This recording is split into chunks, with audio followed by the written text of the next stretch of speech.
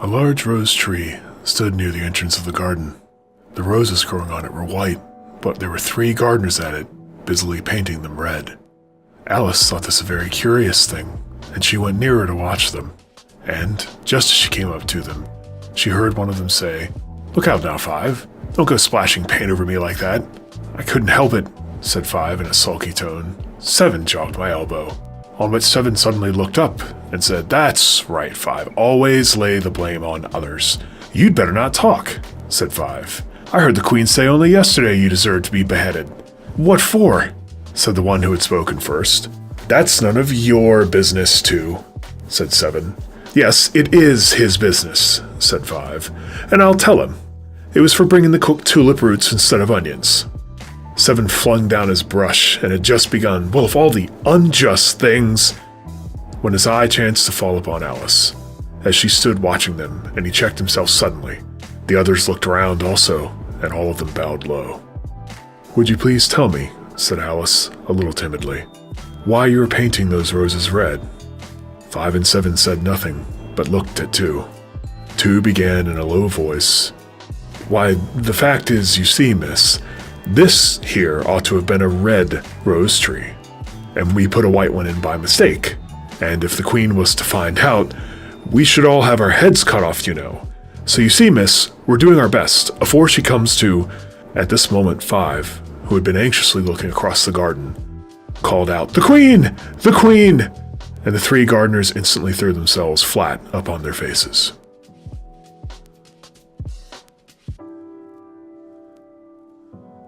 The colloquialism, "men built society for women," is an international favorite. Men have been civilized by women. It's another beloved idiom. Men, gruesome beasts they yet still are, have been tamed and spared from their animalistic cruelty by creatures so gentle, so good, that their presence enthralls and rewires the brutal reptilian minds of men. How fortunate we all are that those men didn't see fit to exact themselves upon these tender spirits in the very ways they're inherently capable of, and only capable of. How fortuitous that they took to previously non-existent ideas of logic and inquisitiveness, exploding into existence doubtless due to that pervading goodness of women, and took to them so deeply that their sons for millennia would be drawn to them within the very same moments they were drawn from the womb. Engineering, art, philosophy, science, we can thank women and their civilizing influence for these. For what man, in his apish haze, could have spared a thought for the abstract? So busy was he clubbing his fellow man to death with gore-spattered rocks. After all, it is man's barbaric core that drives him to desperation when his sobbing mate begs him to ensure the health of their children. It is man's nature that drives him to demonize and kill other men, lest those men continue to handle their women cruelly. It is man to blame, and it is women to thank. And if it is indeed women who civilized men, who drove them to build and think and strive and struggle and love, then we should respect the wishes of women when men are demanded to destroy. This society, this civilization, it is women's civilizing influence that shows us we have strayed from the path. There is the sinister pall of patriarchy, cast over children from birth and reverting them to men's latent brutality. It goes by other names, but it is death's shroud cast over us all nonetheless. Women suffer in poverty by the hands of vicious men, immune to the panacea of female presence. It causes young girls to live in mourning, forgotten by these deadbeat fathers, and leaves younger boys who cannot see the privilege that is accepting the sexual advances of a grown adult woman. Is it not for these elementally pure creations that men must destroy the evil of this world? Provably, we've planted the wrong rosebush, brought the cook the wrong foods. Are we not compelled to to paint the roses red.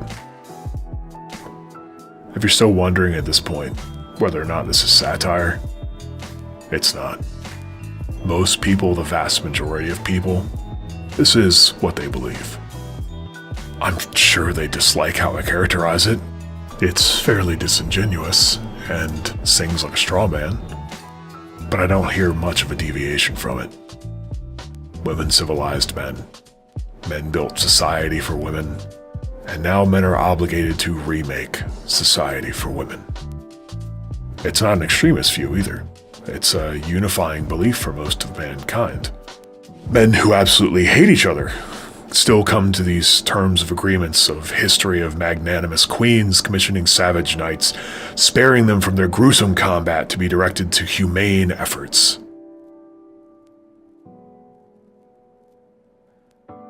"May it please your majesty," said Tu in a very humble tone, going down on one knee as he spoke. "We were trying—" "I see," said the queen, who had meanwhile been examining the roses. "Off with their heads!" And the procession moved on, 3 of the soldiers remaining behind to execute the unfortunate gardeners, who ran to Alice for protection.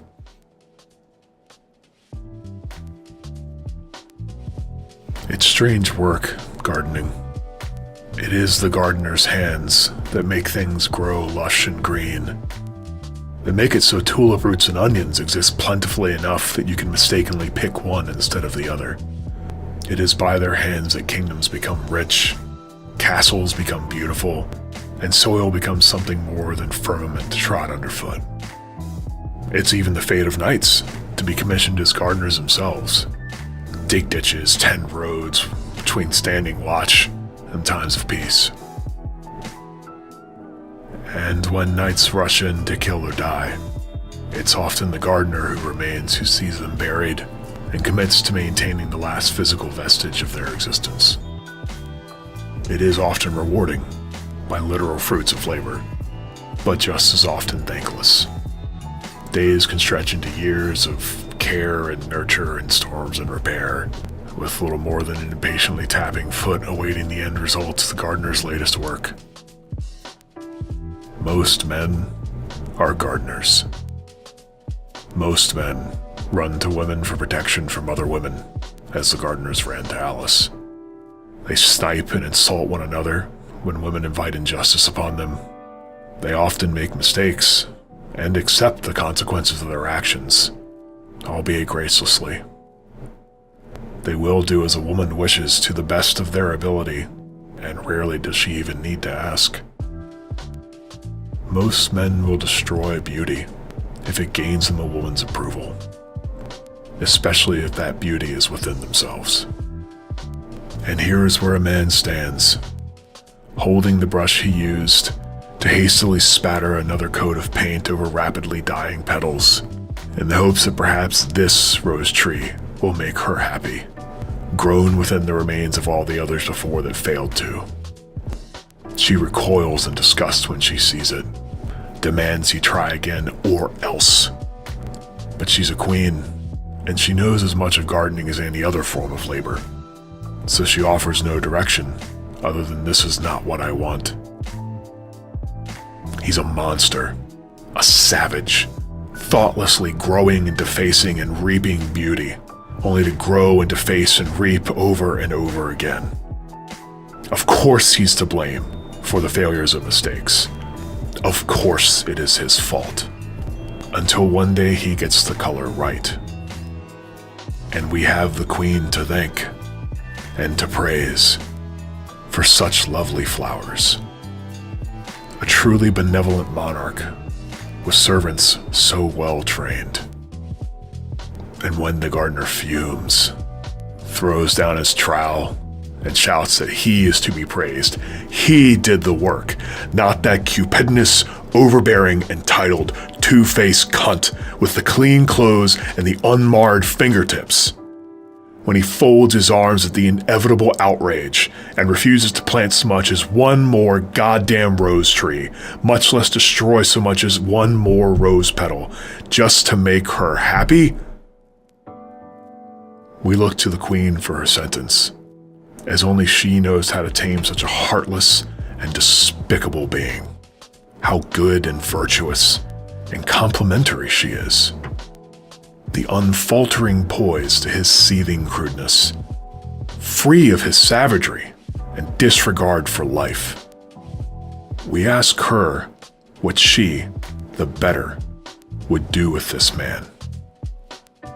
And once more do we sing her praises when she renders her verdict.